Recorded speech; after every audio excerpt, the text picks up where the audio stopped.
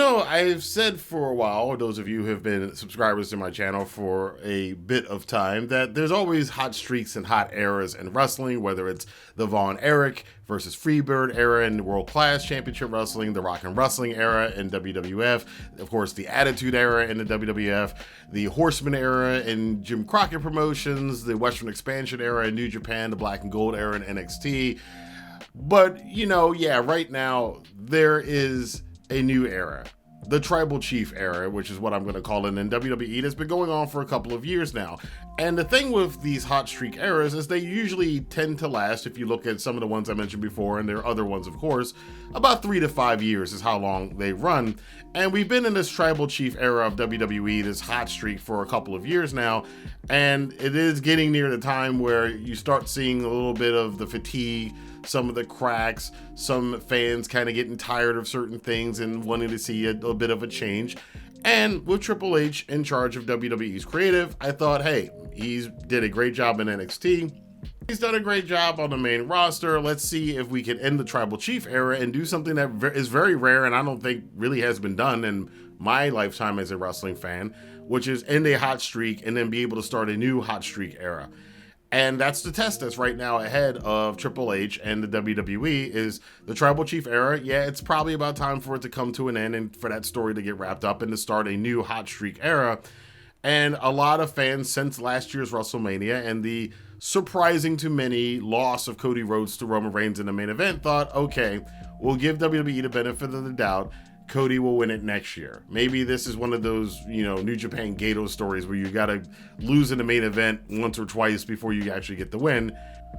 So I was thinking that heading into this week, and this week I've taken some time off from looking at wrestling stuff because all I've seen in the last week is stuff more about that Vince McMahon story, which I don't really want to dive back into just yet. I want to take a break from all of that. So I've kind of ignored wrestling news for the last couple of days. And I come back here on Saturday afternoon and, go back online and look at wrestling stuff. And the first thing that pops up is from somebody I've never seen before, some boxing commentator who was talking about Cody Rhodes getting buried. I'm like, what the hell are you talking about?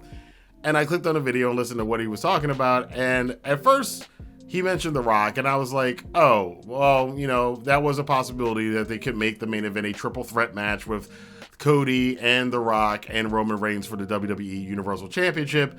But no, that's not what happened. Cody is getting replaced by The Rock for the WWE Universal Championship match against Roman Reigns at WrestleMania. And if that wasn't bad enough, it's actually getting worse. But before I get to the worst part, let's talk about just the fact that The Rock is now apparently challenging Roman Reigns at WrestleMania for the WWE Universal Championship. I thought that the wrestler turned executive that I'd have to watch out for this year that would probably use that influence to put himself in a main event slot would have been Hiroshi Tanahashi over New Japan.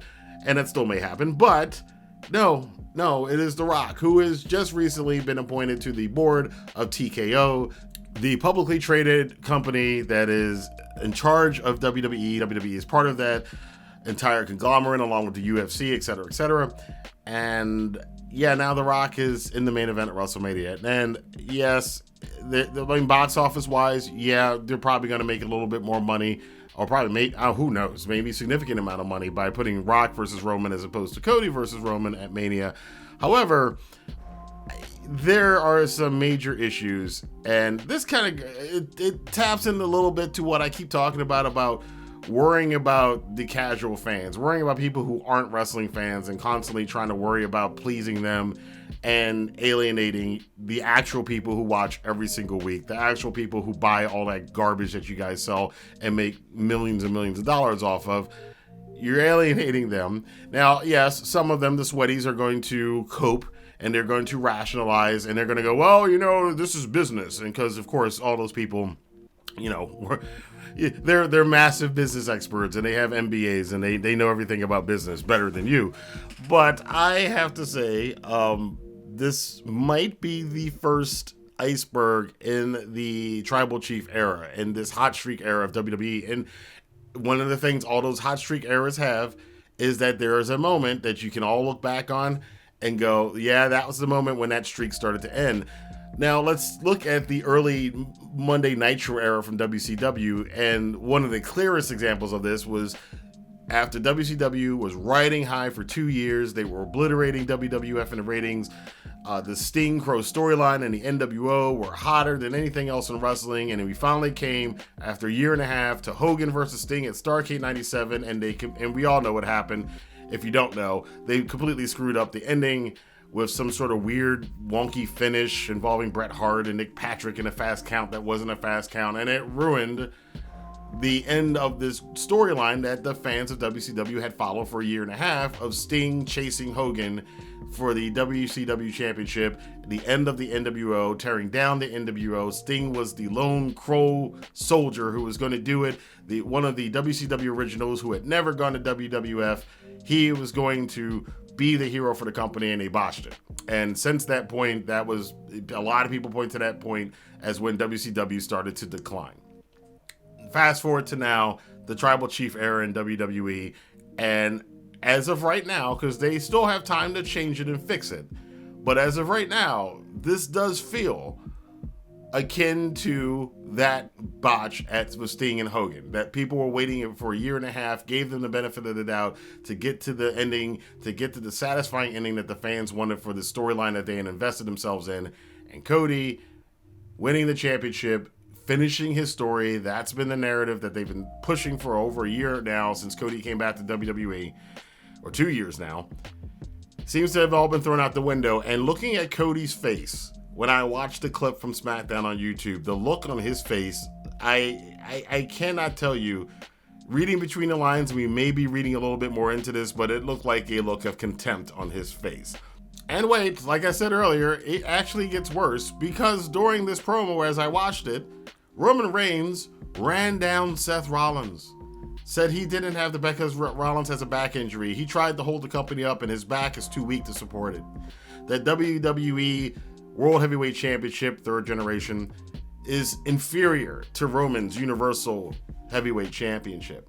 So what's Cody doing here? Is Cody going to go and challenge Seth now for the championship? Is Cody not challenging at all at the Rumble or at Mania for any championship? What is Cody going to be doing at WrestleMania? Well, again, he won the Royal Rumble. When you win the Rumble, you have a chance to challenge whoever you want for either of those championships. So if he's not challenging Roman, I'm assuming he's challenging Seth.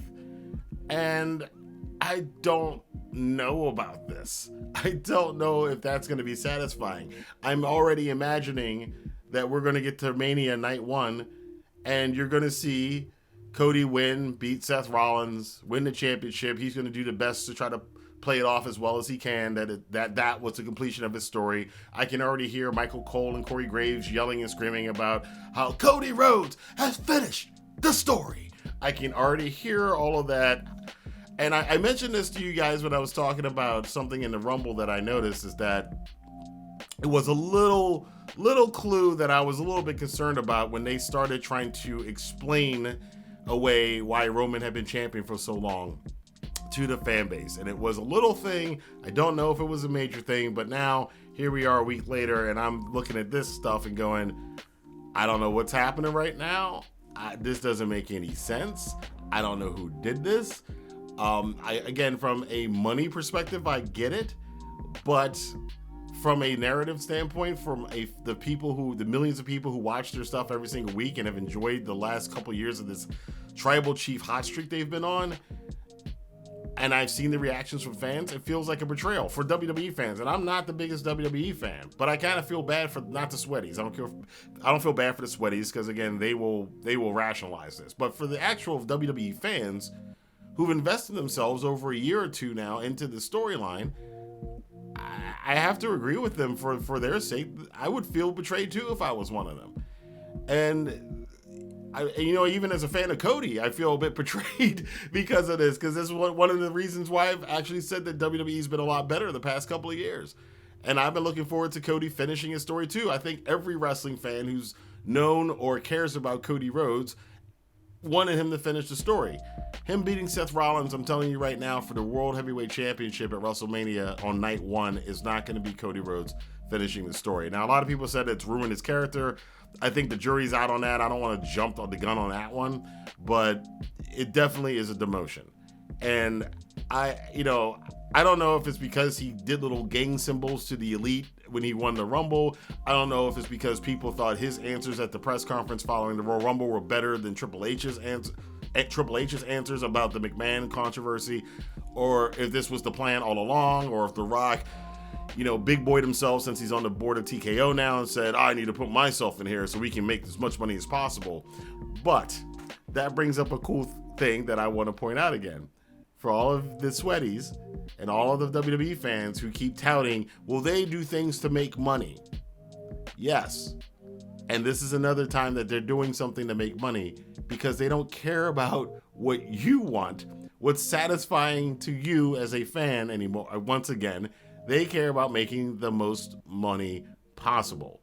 So your investment in their product has been just swept under the rug for profit, because they know that casual fans who don't even watch WWE or wrestling at all might check out WrestleMania. They might pay the money to get Peacock or whatever to watch WrestleMania this year because The Rock's going to be on there and they're going to pad the numbers and pump it up. It's the same thing that you see with a lot of wrestling companies. AEW does it too, so does New Japan and other companies. But in this case, I've never seen a wrestling company abandon the storyline that has brought them a lot of success just to do what I guess you would call it hotshot booking to some extent, to throw The Rock in the main event to just get as much money as possible. But remember, that's what you guys like about WWE, that they do things for business to make the most money possible. And they just screwed you out of the storyline that you, the actual fan who watches this stuff, was investing in. Now, like I said before, there's still time to change it. We've seen this before. Go back to the Bryan Daniel thing, the Daniel Bryan, I can't even call his name right anymore, Daniel Bryan scenario from WrestleMania back in 2014, where, it took a lot of fan uproar to change that main event and put Bryan Danielson in it, and WWE still has that option. They still have the option Monday night on Raw for Cody to come out and kind of go, no. Now, maybe they have to make it a triple threat match with The Rock, Roman, and Cody.